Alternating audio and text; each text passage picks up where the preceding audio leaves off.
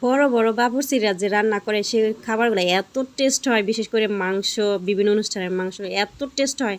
আর মনে করছেন এগুলো এমনি এমনি এত টেস্ট হয়। বাবুর্চিও একটা সিক্রেট মশলা আছে, আর আজকে সেই সিক্রেট মশলাটাই আমি বানাবো, মানে শাহি গরম মশলা যেটা বলে। এই মশলা দিয়েই ওরা খাবারগুলারে এত টেস্ট বানায়।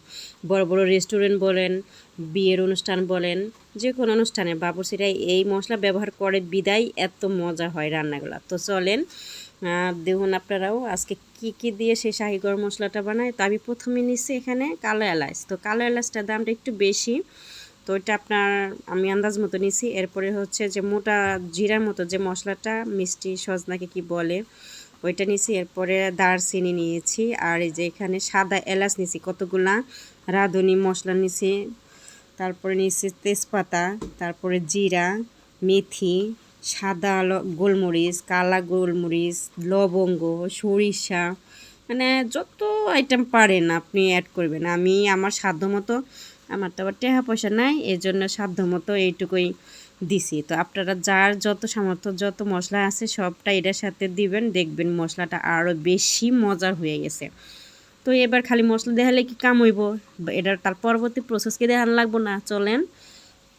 তো এগুলা ভাজার জন্য আমি একটা মাটির তাওয়া চুলার মধ্যে বসিয়ে দিছি। তাওয়াটা যখনই গরম হয়েছে তখনই কিন্তু আমি মশলাগুলো ভাজবো। আর বলদের মতো কিন্তু সব মশলা একসাথে ভাজা যাব না। বড় বড় যে মশলাগুলো আছে না, দারচিনি এলাচ, এগুলো আগে হাফ ভাইজে তারপরে ওই ছোটোগুলো এটার সাথে মিশিয়ে ভাইজে নিতে হইব।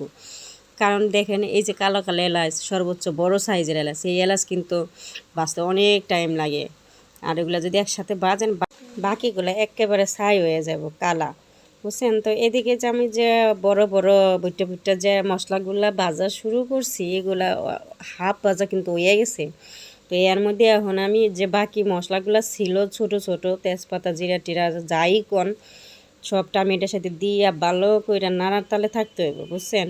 তো এর মধ্যে যদি আপনি একটু নাড়াচাড়া বাদ দিয়ে আরেক দিকে মোবাইল টিপার যান, তাহলে কিন্তু পুইরা যাবে। আর পুইরা গেলে কিন্তু শাহি মশলার একদমই কোনো ঘ্রাণ পাইবেন না।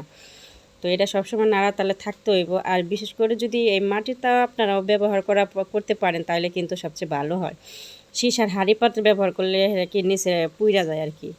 আর যদি এই যে মাটির হাঁড়ি পাতিল ব্যবহার করেন, এটা মানে মোটা থাকে, তো এর জন্য অতটা লাগে না। তো আমার বাজা শেষ হয়ে গেছে, এর জন্য নামিয়ে নিছি। বাজার পরে কিন্তু এটা ঠান্ডা করে নিছি, হ্যাঁ, অফলাইনে কিন্তু আমি ঠান্ডা করে নিছি, আপনারা এটা দেখাই নেই।